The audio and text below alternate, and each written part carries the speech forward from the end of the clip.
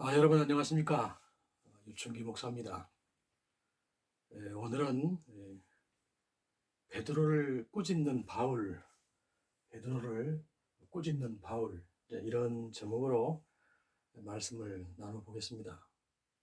갈라디아서 2장 11절에 보면 그런 내용이 나타나 있죠. 베드로를 꾸짖는 바울 그런 제목으로 말씀을 나눠보겠습니다.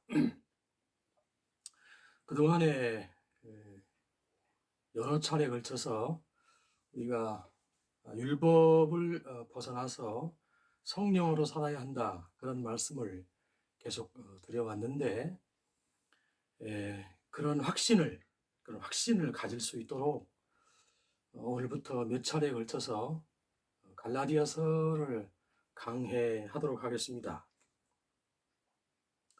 여러분이 이 강해를 통해서 율법을 넘어선 성령 안에서 사는 삶이 무엇이고 어떻게 신앙을 꿈꿔야 하는지에 대해서 확신을 가질 수 있기를 기대하면서 몇 차례 강의를 해보도록 하겠습니다. 저는 선박에서 일을 하고 있습니다. 여러분 제 강의를 들어보셔서 아시겠지만 저 같은 생각을 가진 사람이 교계 사회에서 살아가기가 쉽지가 않죠. 저는 소속이 가장 보수적이라고 말하는 장로교회의 고신이란 교단에 속해 있는데 어쨌든 목사로서의 삶이 순탄치가 않아서 지금은 바다에서 일을 하고 있습니다. 선장으로 직무를 수행하면서 유념해야 될 것이 하나가 있는데 많은 것들이 있지만 그 중에 하나가 최악의 상황을 고려하는 것이죠. 그러니까 선박이 항상 이동을 해야 하는 것이고 또 바다 위에 떠 있는 것이기 때문에 언제든지 위험이 닥칠 수 있죠. 대양을 항해하다 보면 폭풍이 불기도 하고 또 선박이 많이 밀집되어 있는 그런 수로를 지나려고 하면 충돌의 위험도 있고 또 해적이 출몰하는 지역에서는 또 그런 위험도 있고 예기치 못한 여러 상황들이 닥칠 수도 있는데 어쨌든 그런 모든 상황을 다 해치고 최악의 경우가 닥치더라도 그래도 그런 것을 해치고 나갈 수 있는 그런 대처를 미리 유념하는 것이 선장으로서는 중요한 일이죠. 그래야 그 선원들의 생명, 그다음에 선박과 화물을 지켜낼 수 있기 때문에 그런 것입니다. 저는 교회도 마찬가지라고 생각합니다. 물론 개인의 영혼에 관한 문제도 마찬가지고요. 지금 우리나라 교회가 많이 어렵지 않습니까? 제가 선박에서 일을 하기 때문에 교회의 사정을 속속들이는 잘 모를 수 있지만 지난 한 1년 정도를 이렇게 쉬면서 교회를 바라볼 때 교회가 참 좀 상당히 조짐이 좋지가 않다 이런 생각을 가지고 있습니다. 이런 생각은 거의 30년 가까이 된 전부터 해온 생각인데 교회가 참 앞으로 한 20년쯤 지나면 어떤 형편이 될까 그런 걱정을 많이 하죠. 그래서 제가 이런 강의를 계속 굳이 하는 것은 성경대로 한번 해보고 마치 그 선박에서 이렇게 한번 사고가 나버리면 후회해야 소용이 없죠. 큰 사고가 나버리면 인명 손실, 선박과 화물의 손실, 그때는 이미 늦었죠. 후회해봐야 소용이 없는 일이 않습니까? 그런 것처럼 교회가 만약에 그런 심각한 상황을, 유럽 교회 같은 심각한 상황을 맞닥뜨리게 된다면 너무나 가슴 아픈 일이 아닐 수가 없는데 그런 일들을 막기 위해서 성경대로 최선을 다해서 해보고 그리고 나서도 어쩔 수 없었다면은 억울하지는 않지 않겠느냐? 억울하지는 않지 않겠느냐? 또는 후회스럽지는 않지 않겠느냐? 그런 마음에서 이런 강의를 지금 계속하고 있습니다.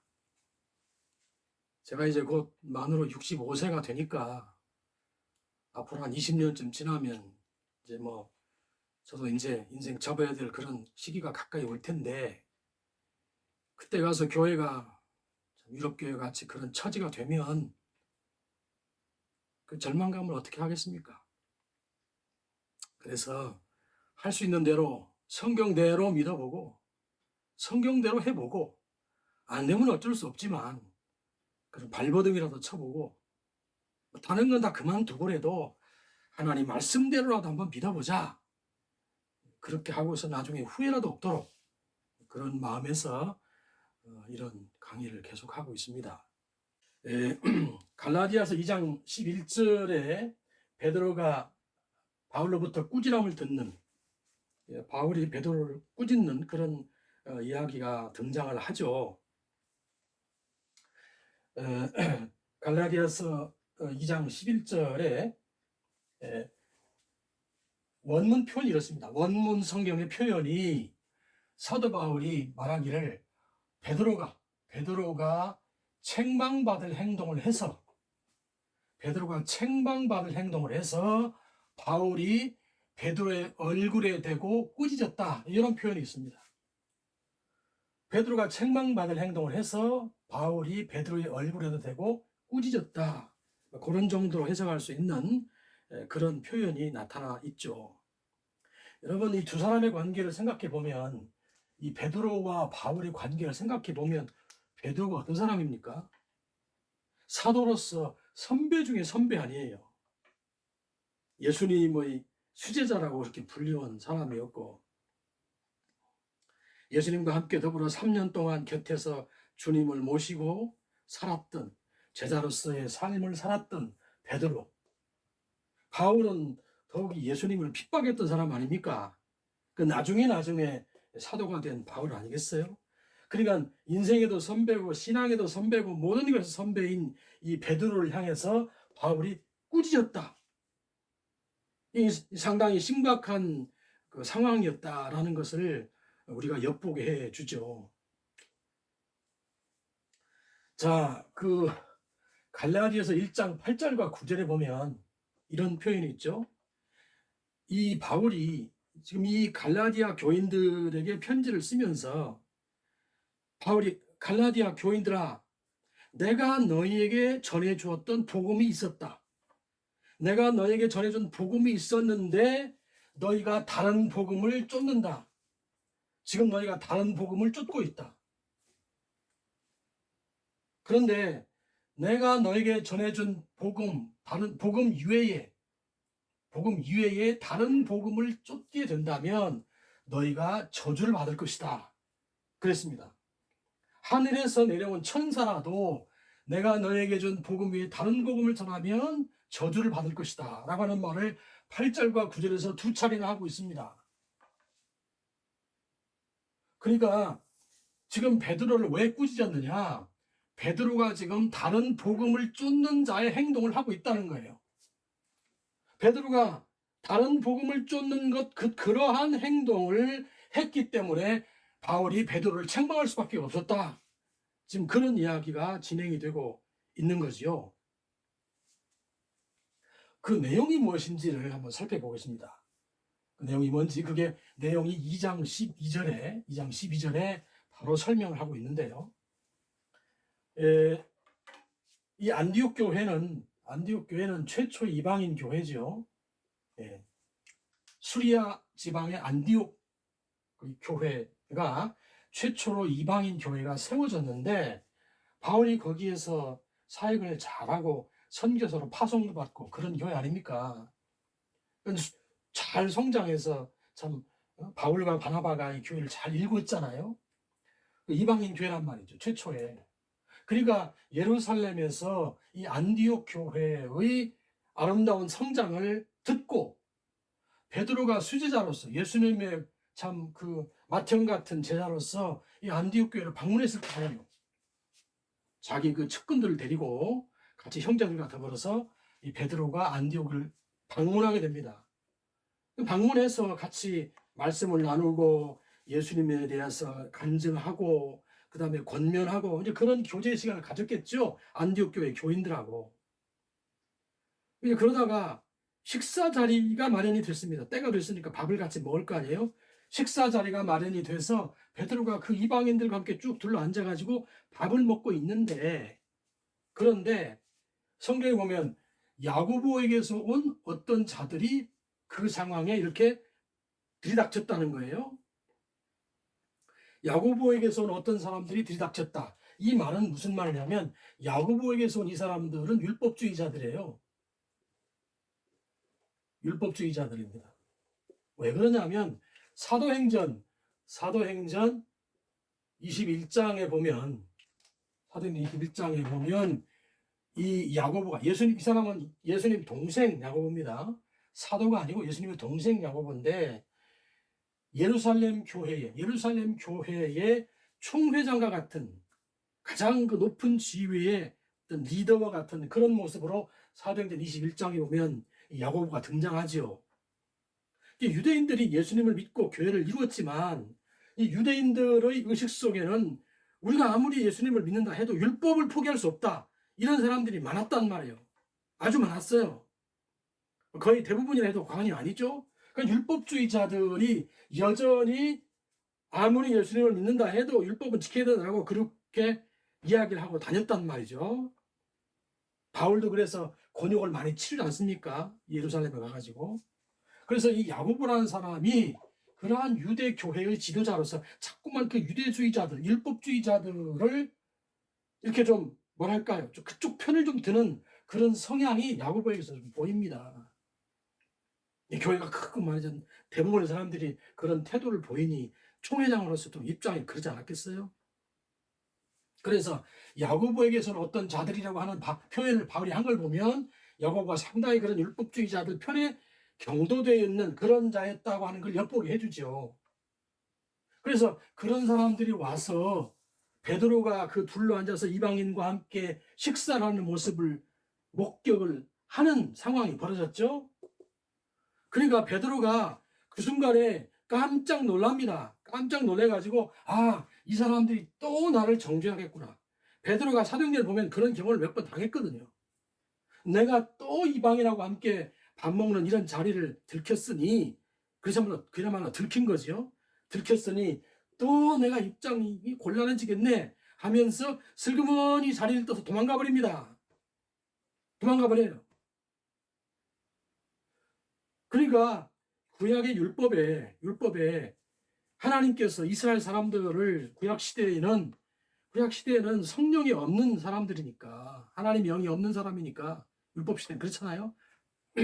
그러니까 하나님이 이스라엘을 울타리에 탁 쳐놓으시고 이스라엘 사람들 보고 절대로 이방인과 관계를 맺지 마라.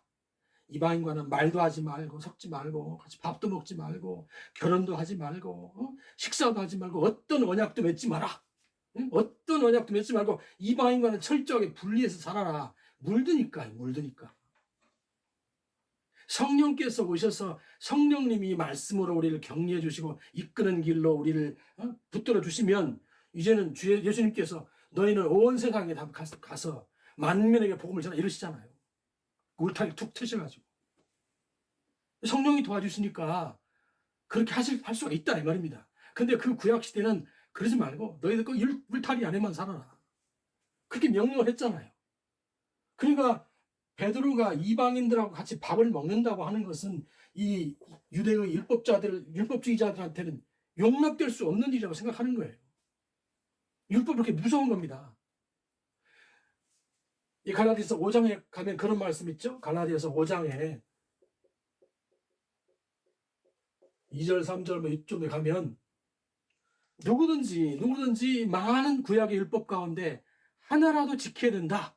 율법 가운데 하나라도 지켜야 된다라고 생각하는 사람이 있으면 그 사람은 율법 전체를 지킬 의무가 있는 사람이다. 그랬죠?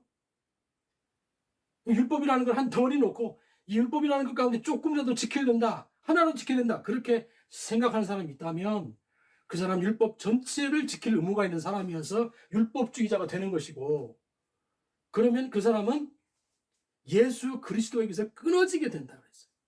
예수 그리스도에게서 끊어지고 그 다음에 은혜로부터 멀어지게 되는 사람이다 이랬습니다. 그러니까 이런 표현을 잘 우리가 유념해서 깊이 깨우쳐야 되는 것은, 율법을 넘어서야 되는구나, 율법으로는 안 되는구나, 예수님이 성령을 우리에게 주신다고 하신 말씀을 꼭 붙들어야 되겠구나, 성령을 살아야 되겠구나, 이런 거를 확증해야 된다 이 말입니다. 그래서 야고보에게서 온 어떤 자들 때문에 베드로가 밥 먹던 자리에서 슬그머니는 도망쳐 버렸습니다. 그러니까 그 모습을 보고 상황을 다 알고 있는 다른 사람들, 여기 다 함께 그랬죠. 다 함께 그 자리에서 같이 밥을 먹던 베드로와 함께 왔던 사람들, 여기는 그 유명한 바나바도 이 자리에 있었죠. 바나바도요. 그 얼마나 훌륭한 사람입니까, 바나바가. 그 이 안디옥 교회를 잘 읽은 사람 아닙니까? 바울과 더불어서. 심지어 이 바나바까지도 다 함께 외식에 빠져서 슬그머니 도망가 버렸다 이랬습니다.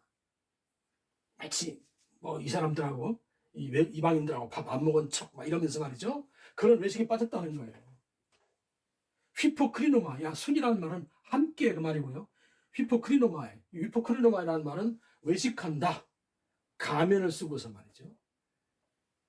이 가면 그 연극하고 이럴 때 가면 쓰고 하면 자기 본 얼굴이 없잖아요. 또는 연극 배우들은 자기 본 모습은 숨기고서 이렇게 연극 무대에서 딴 사람 행위를 하지 않습니까? 그런처럼 가면을 쓰고 말이죠. 우리가 마치 이방인들하고 같이 있지 않았던 것 같은 그런 태도를 보이면서 말이죠. 이랬다는 것이죠. 그걸 외식한 거죠.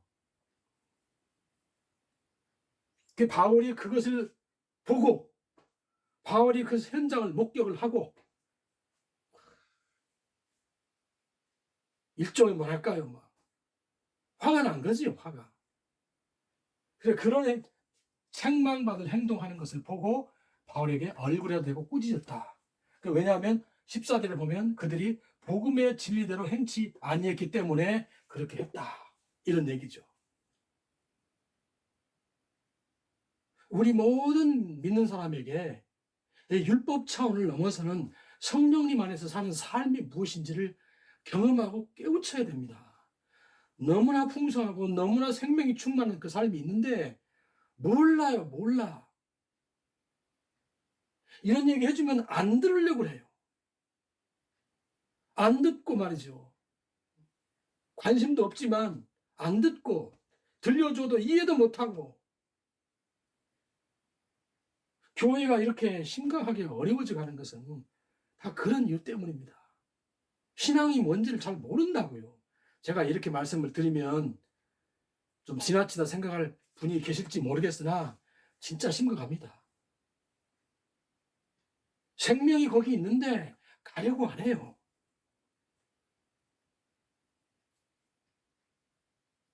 자, 그래서 이 바울이 베드로에게 이제 꾸짖는 내용이 뭐냐 하면 그 뒤쪽에 이제 설명이 되죠. 14절에 보면 이렇게 나타나 있죠. 베드로를 향해서 꾸짖기를 이렇게 꾸짖습니다. 베드로 형제, 당신이 유대인으로서 이방을 쫓았습니다. 그렇죠? 유대인으로서 이방을 쫓았죠. 그러니까는 이방인들이 예수님을 믿었다고 하는 소식을 듣고 여기 안디옥 이방인 교회에 찾아와서 이방인들에게 같이 교제를 나누고 예수님에 대해서 들주고 권면하고 이렇게 이방을 쫓으면서 밥때가 됐는데 우리는 당신하고 밥 같이 못 먹습니다, 이럴 수 없잖아요. 그래서 같이 식탁에 앉아서 밥을 먹었지 않습니까? 그 이방을 쫓은 일이 됐잖아요. 이방인과 함께하고 이방인을 쫓는 그런 상황이 됐잖아요. 왜? 의롭다 하는 것은 율법을 행위해서가 아니라 믿음으로 말미암으니까, 예수 그리스도를 믿음으로 말미암는 거니까. 이 사람들이 믿었잖아요. 이방인들이 믿었잖아요, 예수님을. 그래서 이방인을 와서 이방인을 쫓는, 이방인과 함께하는 그런 시간을 가졌잖아요. 그렇게 했는데 복음에 따라서 그렇게 했는데 그 다음 순간 어떻게 됐어요? 야고보에게서 온 자들이 오니까 갑자기 이 베드로를 포함한 이 함께한 사람들이 유대인답지 못하게 되어버렸잖아요. 유대인, 하나님의 언약을 받은 유대인으로서 이방과 함께 하는 그런 믿음으로 나아갔다가 유대인답지 못하게 돼서 도망쳐야 하는 그런 상황이 벌어졌잖아요. 그런데 이거를 거꾸로 뒤집어서 입장 바꿔 생각해 보면 이방인의 입장에서 한번 생각해 보자고요. 이 안디옥 교회의 이방인 입장에서 생각해 보면 이방인 안디옥 교인들은 유대인들이 자기들이 와가지고 예수님을 전해줬단 말입니다. 예수님에 대한 신앙을 전해주어서 예수님의 구속의 은혜를 믿고 그리고 유대인들이 믿었던 예수님도 유대인이니까 유대인들이 믿고 전해준 예수님을 믿고 이방인들이 유대인처럼 됐잖아요. 아, 우리도 여호와 하나님을 믿고 예수님을 믿고 따르겠다. 유대인처럼 됐단 말이에요. 그런데 유대인으로서 하나님의 첫 언약을 받은 선택받은 백성이 유대인으로서 이방을 쫓는 것이 도망쳐야 할 만큼의 잘못된 일인데 입장 바꿔 생각하면 이방인으로서 하나님의 언약도 하나님의 그런 은혜도 받지 못했던 이방인으로서 유대인처럼 되는 것은 이방인으로서 유대인처럼 거꾸로 말이죠. 유대인처럼 되는 것은 더 얼마나 어려운 일이겠어요. 유대인 입장보다 더 어려운 일이죠. 이 내용인즉슨 그게 무슨 말이겠어요? 바울이 지금 베드로에게 한 말입니다. 이 말이.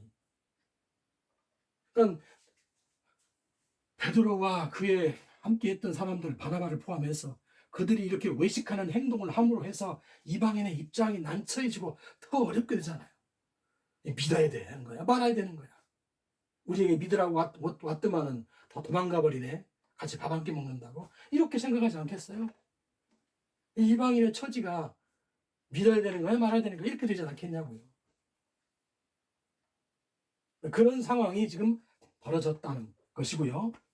그래서 갈라디아서 2장 16절 17절에 보면은 이처럼 베드로가 믿음을 지키려고 했다가 죄인이 되어버렸잖아요.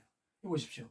유대인이 이방인을 쫓고 믿음으로 살려고 했다가 믿음으로 말미암아 의롭다함을 얻는 것이기 때문에 그런데 유대인답지 못하게 돼서 죄인이 되어버렸잖아요. 도망쳐야 될 만큼.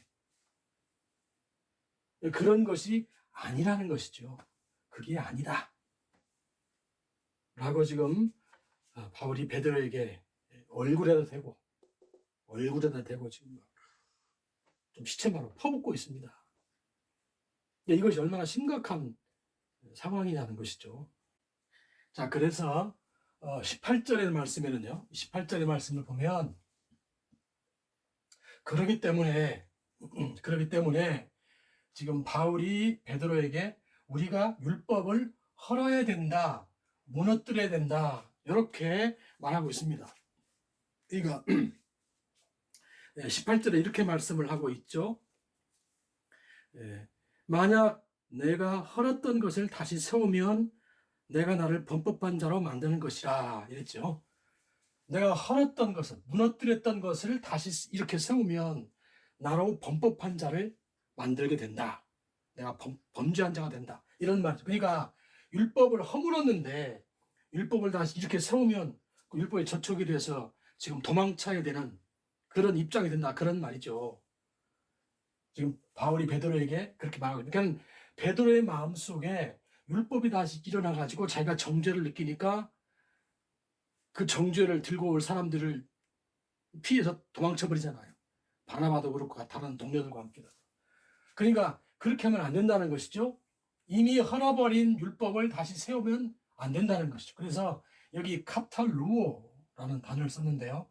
카탈루오라는 단어는 허문다, 무너뜨린다, 파괴해버린다. 아주 상당히 강력한 표현의 단어지요. 예.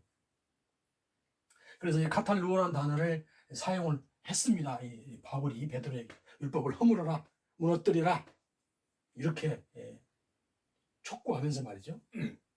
근데 이제 이 단어에 대해서 조금 더 생각해 보겠습니다. 이 단어를 조금만 더 생각해 보겠는데, 이 카탈로라는 말이죠. 요게 마태복음 5장 10절에서도 사용이 되고 있죠. 예수님이 말씀하신 그 가운데에서 산상설교 하실 때 하셨죠. 예수님 그때 말씀하셨죠. 내가 율법을 폐하려 온 것이 아니고, 내가 율법을 폐하려 온 것이 아니고 카탈로라는 말을 썼습니다. 내가 율법을 완성하려고 왔다. 이렇게 플레이로라는 단어를 이때는 쓰셨다 그랬죠. 내가 율법을 무너뜨리려 온 게 아니고 완성하러 왔다. 그러니까 이 마태복음은 유대인들에게 준 복음서 아니에요? 예수님이 갑자기 오셔가지고 말해서 율법을 말해 갑자기 깡그리 무시해버리고 이러면 혼란이 올 거 아니에요. 이 사람이 도대체 왜 이러는 거야? 혼란이 올 수 있으니까 예수님께서 그들에게 내가 율법을 잘 완성하고 마무리시키려고 왔다. 구약에 그렇게 예언이 돼 있잖아요. 하나님 말씀에. 예레미야 31장에 31절에 그렇게 돼 있지 않습니까? 내가 새 언약을 주겠다. 새 언약을 주면 너희가 율법 시대하고는 다를 것이다. 너는 율법 시대가 다르고 너희가 서로에 대해서 하나님의 성령을 주실 것이기 때문에 이렇게 서로에게 대해서 너는 하나님을 잘 모르는 것 같네. 그렇게 하면 안 돼. 너 하나님 좀 알아야 되겠어. 이렇게 말할 필요가 없다는 거예요. 왜요? 각 사람 속에 성령이 계셔서 성령께서 하나님에 대해서 정확하게 가르쳐 주시고 하나님의 깊은 것도 예수님의 깊은 것도 통달하게 하시는 그런 길을 인도하실 것이기 때문에 다른 사람에게 대해서 너 하나님을 좀 알아야 돼. 이런 말 할 필요가 없다는 겁니다. 고린도전서에서 바울이 그렇게 말하지 않았습니까? 성령은 모든 것 하나님의 예수 그리스도 깊은 것이라도 통달하느니라. 그러니까 성령이 오시면 그렇게 된다는 거예요. 우리가 지금 그렇게 되고 있습니까? 자, 그래서 예수님께서 그렇게 율법을 그렇게 마무리 잘 하시고 유대인들에게 내가 율법을 잘 마무리하고 새로운 언약의 내용대로 성령을 완성시키고 성령을 주려고 왔다. 이렇게 이 유대인들을 잘 설득시키기 위해서 말씀을 그리 하시는 겁니다. 마태복음의 그 유대인들을 위한 복음서에서. 그래서 예수님께서 이중적 사역을 하신다는 말씀을 드렸죠. 율법은 잘 마무리하시고 완성하시고 새로운 시대인 성령의 시대를 소개하시고 도래시키시는 그 사람들이 율법에 꽉 매였던 사람들이 율법에 꽉 쩌들었던 사람들이 그래서 그 사람들이 이 생각을 바꿔야 되는 거예요. 생각을. 예수님께서 그런 사역을 하러 오셨구나. 그 자꾸 그렇게 표현을 하시니까 그 말을 듣고 그렇구나 깨달아야 된단 말이에요. 이 생각을 바꿔야 된단 말이에요. 이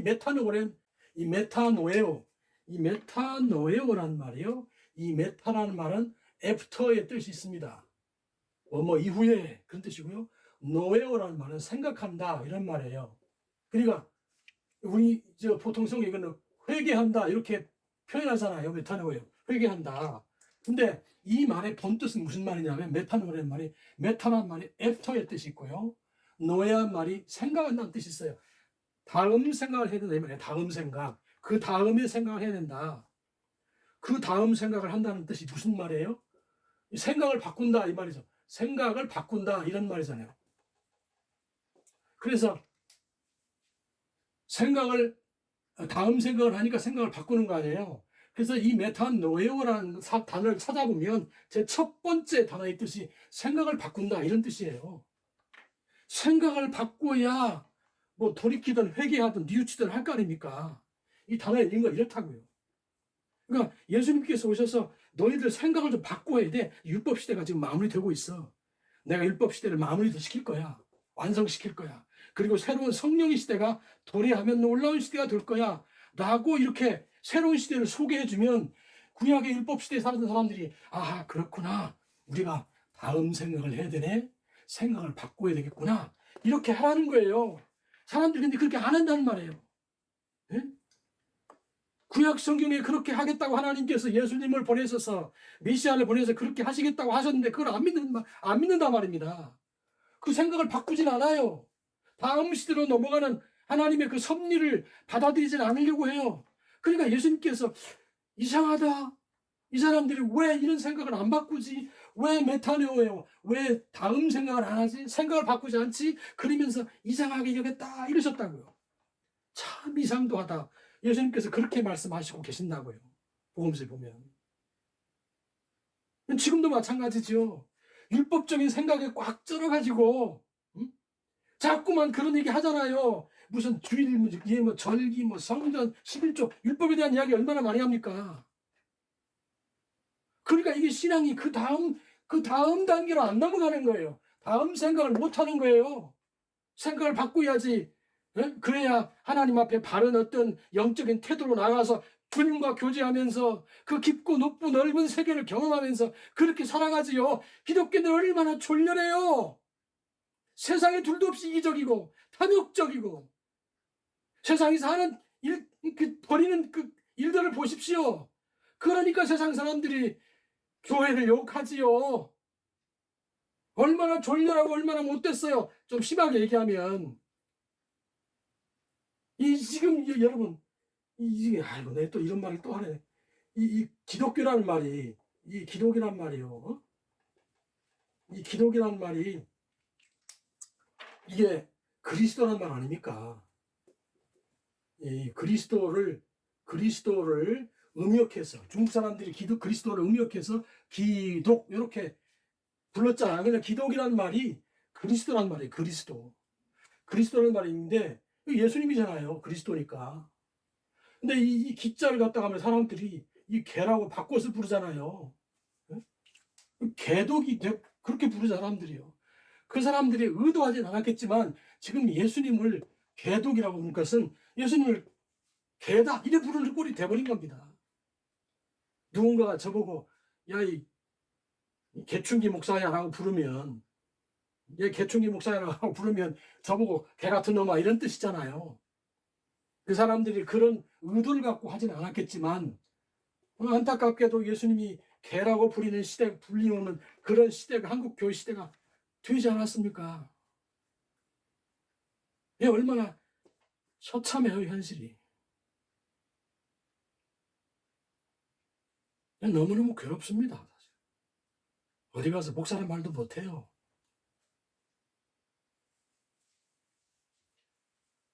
그래서 예수님께서 이러한 새로운 시대로의 변화, 율법으로는 안 되니까 성령 안에서 하나님께서 영을 부어주셔서 서로를 보고 너 하나님을 좀 알아야지 왜 그 모양이냐 그렇게 말할 필요가 없다는 거예요. 하나님을 너무 잘 아니까. 왜? 성령께서 하나님 영이 하나님이 속 깊은 것도 다 통달하게 만드신 거니까.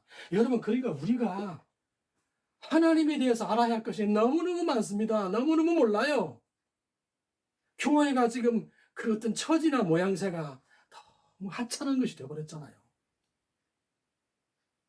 바꿔야 됩니다. 성경 말씀을 가지고 철저히 바꿔야 돼요. 제가 책 1강부터 10강까지 그 베이스를 쫙 까는 작업을 먼저 했지 않습니까? 잘 안 보시지만 지금 제가 11강부터 어떤 적용적인 내용을 말하고 있는데 뭐 주일 개념, 절기, 성전, 11조 이런 걸 말씀을 드렸는데 사실은 그것보다는 1강부터 10강까지가 더 중요해요. 베이스를 쫙 까는 그런 강의들이라서.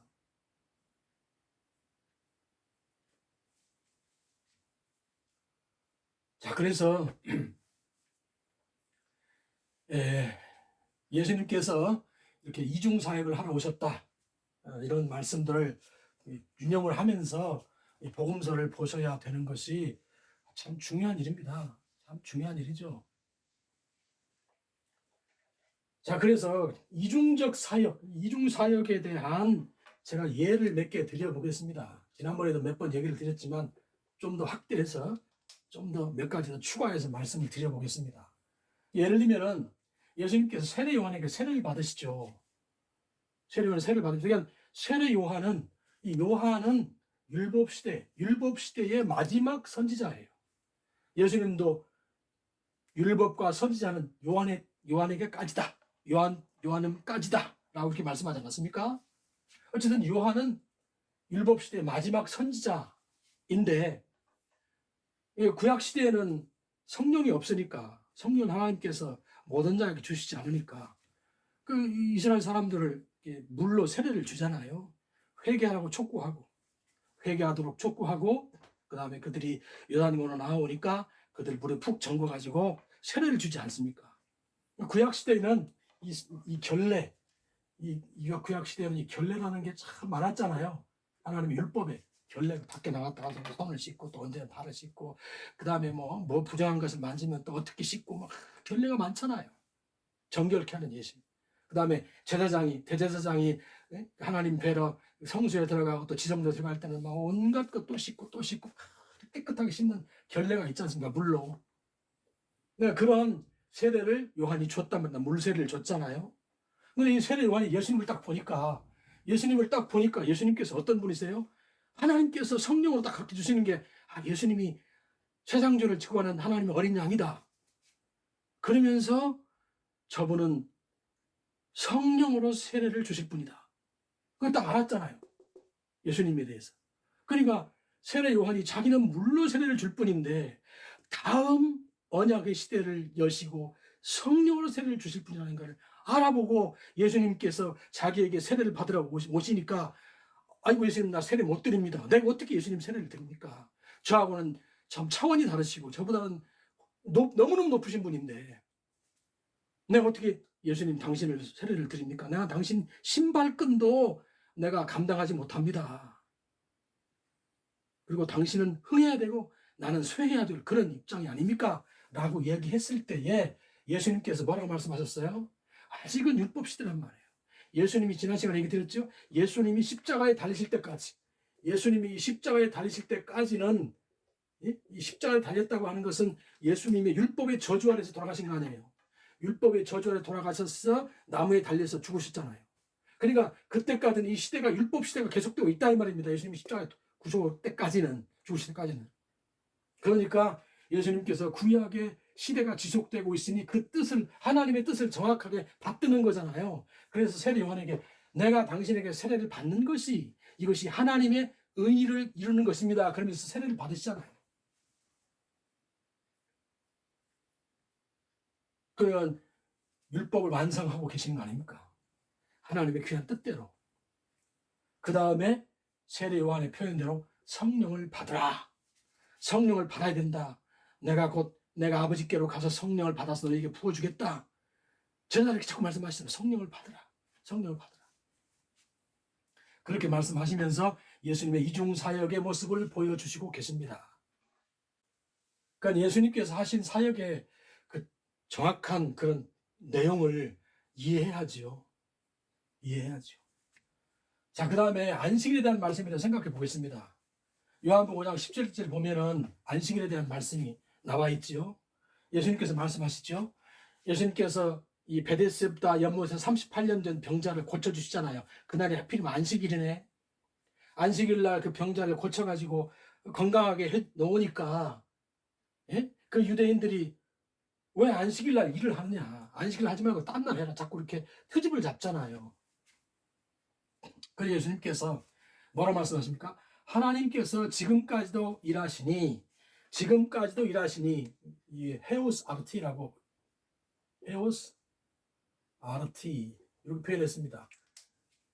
아르티란 말은 지금까지 지금이란 말이죠. 헤오스란 말은 까지도. 그러니까 지금 안식일 날인데 지금도 하나님께서 일하고 계시니 지금까지도 일하고 계시니 나도 일한다. 하나님께서 안식일 일하신다는 거예요. 하나님께서 안식일 날도 일하시니까 나도 일한다. 이 말씀이잖아요. 구약에는 안식일에 대해서 아무 일도 하지 마라. 그렇게 명령을 하셨는데 하나님께서 지금도 안식일 날 일하신답니다. 예수님도 그러죠. 그러니까 나도 일한다. 예수님 그렇게 말씀하셨죠. 이 말씀에 대한 걸 좀 추적해 보겠습니다. 창세기 2장 3절에 보면 하나님께서 일곱째 날을 하나님께서 복 주시고 복을 주시고 거룩하게 하셨다. 이런 말씀이 나타나죠. 그러니까 6일 동안 하나님이 창조를 하시고 일곱째 날 쉬셨는데 일곱째 날을 복 주고 또 거룩하게 하셨다. 그런 말씀이 나타나 있잖아요. 그때는 인간이 범죄하기 이전 아닙니까? 하나님 첫 창조를 했으니까. 하나님이 첫 창조했을 때 당시에 그 온전한 우주적 현실을 한번 상상해 보십시오. 아담과 하와가 창조되고 범죄하기 이전의 그 모습을 한번 이렇게 그려보라고요. 근데 일곱째 날 하나님께서 이렇게 일곱째 날을 복주고 또 거룩하게 하시다 그랬는데요. 그때 일곱째 날을 복주고 거룩하게 하시는 것이 이렇게 표현되어 있습니다. 이렇게 표현되어 있으니까 여러분 히브리 헬라에서 조금씩 공부하면 재밌지 않겠어요?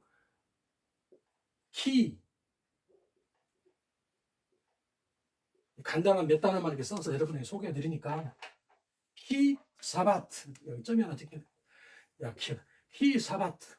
이 키라고 하는 말이 왜냐하면 이런 말입니다. 왜냐하면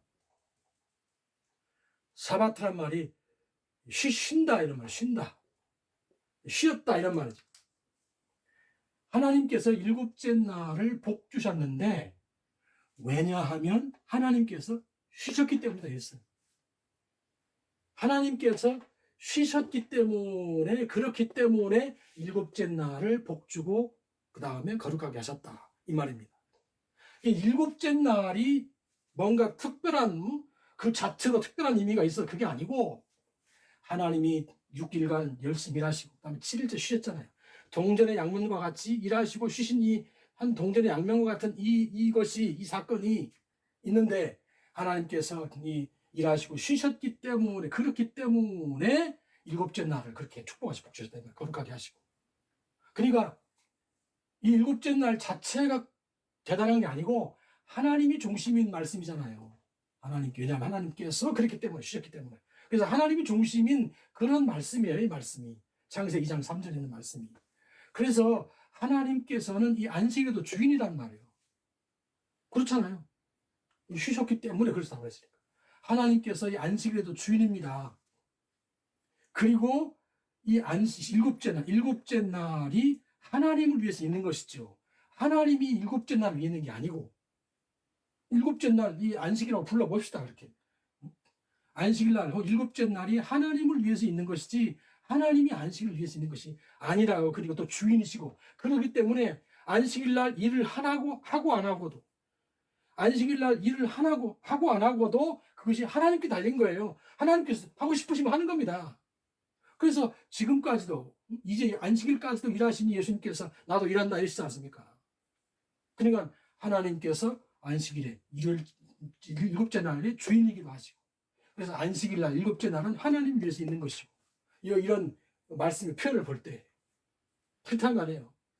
그러니까 예수님께서 자기에게 도전하는 그 유대인들을 향해서 예수님 자신이 나도 안식일의 주인이다 그러잖아요.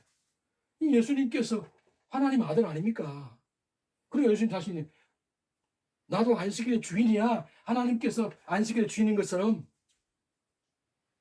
그리고 새 언약 안에 있는 사람들, 앞으로 예수님께서 성령을 보내셔서 새로운 언약 안에 있을 사람들, 그 사람들을 관해서도 보면 그 안식일이 사람을 위해서 있는 것이지 사람이 안식을 위해서 있는 것이 아니야 라고 하는 새 언약 시대의 말씀을 하시잖아요. 하나님께서 안식을 위해 있는 게 아니고 안식일이 하나님을 위해 있는 것처럼 사람에게도 안식일이 사람을 위해서 있는 것이다 이 말입니다. 사람이 안식을 있는 것이 아니고. 이런 말씀의 표현이 마가복음에 있죠. 확인해 보겠습니다. 마가복음 2장 27절 28절 있네요. 마가복음 2장 27, 28절 이렇게 표현되어 있습니다. 그 예수님께서 그러니까 구약 시대를 이렇게 잘 완성하고 마무리시키시고 플레이로 완성하고 마무리시키시고 그리고 나서 새로운 성령의 새 언약의 시대를 도래시키시는 말씀을 하신다 이 말입니다. 그래서 새 언약 안에 있는 예수님과 사람이 안식일에도 예수님은 주인이고 이 안식일은 사람을 위해서 있는 것이지 사람의 안식일을 있는 것이 아닌 것은 하나님의 입장과 똑같다는 거예요. 제가 앞에 강의에서 전일적 우주라는 그 강론에서 하나님과 인간이 하나님께서 인간을 그래서 엘로힘이라고 부른다니까요. 하나님께서 인간을 엘로힘이라고 부른다고요. 엘로힘. 엘로힘이라면 하나님이란 말이잖아요.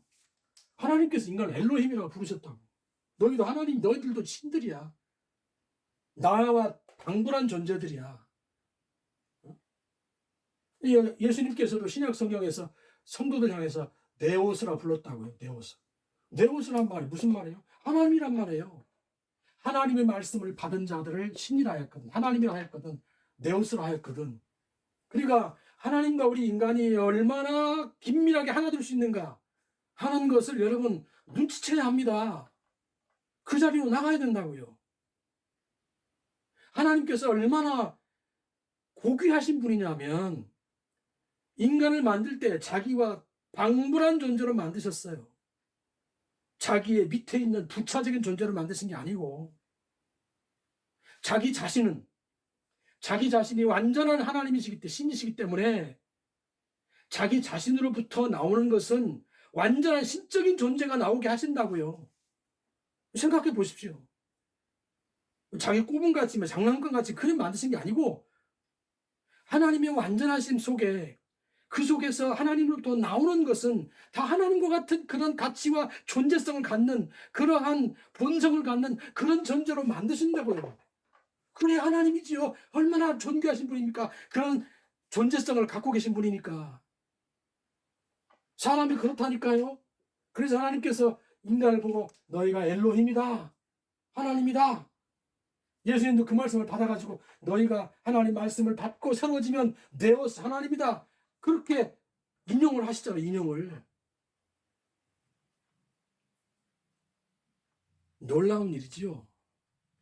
너무 감사한 일이지요. 그런 꿈을 꿔야 됩니다. 성령 안에서 그런 꿈을 꾸고 그런 하나님과 영원한 삶을 누릴 꿈을 꾸고 그런 자리로 나아갈 수 있게 한 말씀의 가르침을 성령을 통해서 말씀의 가르침을 평안해야 되고 거기서 깨어나 보십시오. 이 현실의 미몽에서 깨어나 보라고요. 얼마나 하나님께서 긴밀하게 우리에게 진리의 비밀을 가르쳐 주시는지 제가 누누이 지금 계속해서 그 말씀을 드리고 있지 않습니까? 사실 저는 이런 제가 지금 그 세 가지 하나님께서 생명을 주제로 이 세상을 창조하셨다는 말씀을 드렸는데 생명을 주제로 해서 생명을 찾았다. 제 8강입니까? 제 8강에 이 생명이라는 주제로 하나님께서 세상을 만드셨다. 여기에는 영적인 생명이 있고 사회적인 생명이 있고 육적인 생명이 있다. 이렇게 말씀드렸잖아요. 읽어보십시오. 들어보십시오. 제 8강인가 그렇습니다. 지금 영적 생명에 대한 얘기를 하고 있다고. 영적 생명에 대한 이야기를 계속 지금 하고 있는데 사회적 생명을 빨리 가고 싶죠. 저는. 그런데 뭐 빨리 못 가겠어요. 이제 이런 강의들을 보고 여러분 그 반응도 뭐 저에게 뭐 댓글도 뭐 하는 사람 별로 없지만 그래도 어쨌든 간에 영적인 생명을 조금 더 말씀을 드려야 되겠다 싶어서 갈라디아서를 잡았는데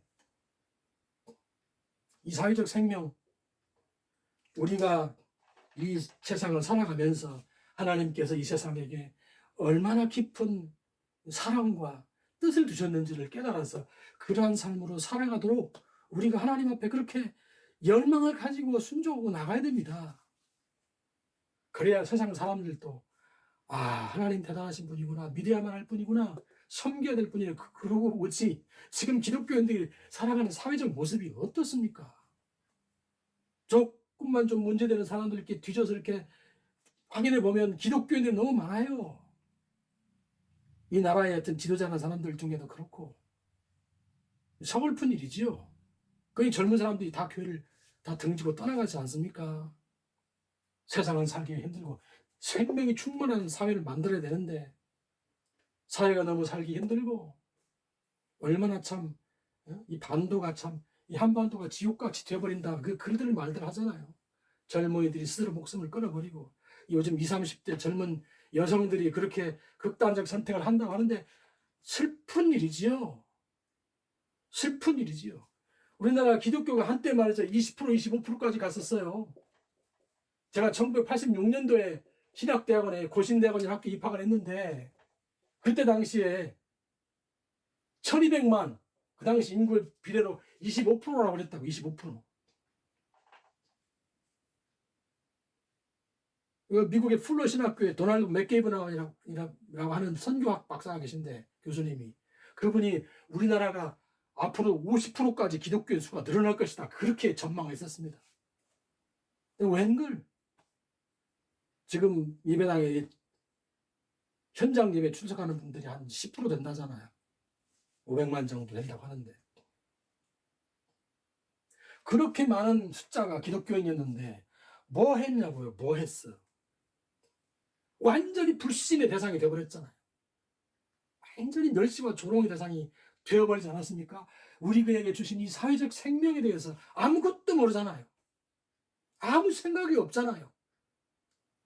나 하나 배부르고 나 하나 등 뜨시고 나 하나 말이지 즐겁게 말이지 좋은 집에서 좋은 차 타고 말이지 호강하고 여행 다니면서 막 그러고 다니면 그걸로 전부 다인 그런 세계 생각이 기독교인들의 사고방식이 아닙니까? 빨리 이쪽으로 넘어가서 얘기를 한번 나누고 싶어요. 그런데 아직 여기에 지금 머물러 있네요. 더딥니다 지금. 자, 그래서 교회가 지금 어려운 상황으로 몰려가고 있는데, 어쨌든 성경이 말씀하신 대로 믿어보십시다. 더도 말고 덜도 말고 성경이 말씀하신 대로만 믿어서 그 길로 한번 가보자고요. 나는 그래야 교회가 살 소망이 있다고 믿습니다. 다른 소망이 없어요. 어디 소망이 있겠습니까? 하나님 말씀 붙들어야죠. 그래서 예수님께서 이처럼 이중사역을 하시면서 우리에게 율법으로부터의 자유를 주신단 말입니다. 율법으로부터의 자유를 주시고 성령으로 살아야 된다. 3장 가면 성령에 대한 얘기가 나오는데, 성령으로 살아야 된다는 얘기를 하시니까 우리가 이제는 어떻게 해요? 어떻게 해야 됩니까? 율법을 카탈루오, 무너뜨려야 됩니다. 헐어버려야 됩니다. 바울이 지금 베드로에게 그렇게 꾸짖으면서 얘기하고 있잖아요. 무너뜨리고 성령 안에서 사는 삶을 살아야 합니다. 제가 주일, 절기, 성전 11조 이런 이야기를 강조해서 내 강의를 했던 이유는 뭐냐면, 이런 걸 없애버리면요, 성도들이 목사님도 마찬가지예요. 몽롱한 가운데 신앙생활을 하다가 이 하나님을 찾게 되잖아요. 이런 게 다 없어져 버리면, 이런 종교적인 장치들이 다 없어져 버리면, 이런 종교적 장치들이 없어져 버리면은 신약성경에 말씀하시는 대로 그 다음에 어떻게 되겠어요? 성령 안에서 영이신 예수님을 만나는 길로 들어간다고요. 쫓아간다고요. 어떻게든지 예수님 만나려고 할 거 아니에요. 이런 거 없으면. 주일날이니까 가서 예배 드린다. 성전이니까, 여기가 하나님의 성전이니까 왔습니다. 내가 말이지 예배 드립니다. 주일이니까.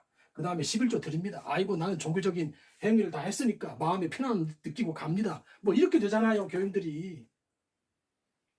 목사님도 대부분 그렇잖아요. 우리가 이런 거 다 없애버리고 성경대로 이런 거 다 없애버리고, 그러고 나면 내가 신앙생활을 어떻게 해야 되는 거지? 나는 의문이 들 때에 이런 거 다 하나도 없으면 어떻게 되겠습니까? 영이신 예수님을 만나고자 하는 그런 열망으로 불타서 주님을 추구한다. 애절한 마음으로 주님을 찾지 않겠어요? 신앙이 뭔지를 확인하기 위해서.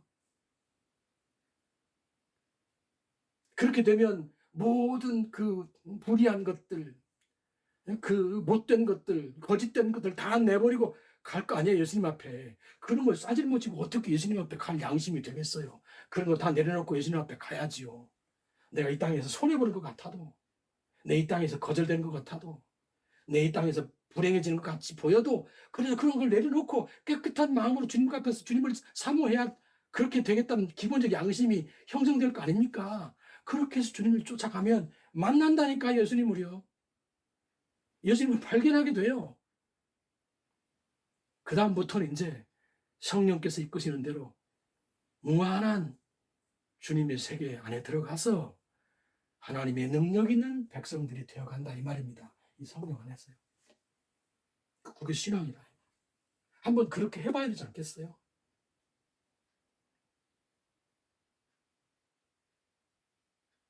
자, 오늘 갈라디아서 강의 첫 시간인데 여기까지 하겠습니다. 오늘 드린 말씀을 잘 깊이 묵상하시고 주님을 찾으시는 여러분 되시기를 바라겠습니다. 여기까지 하겠습니다.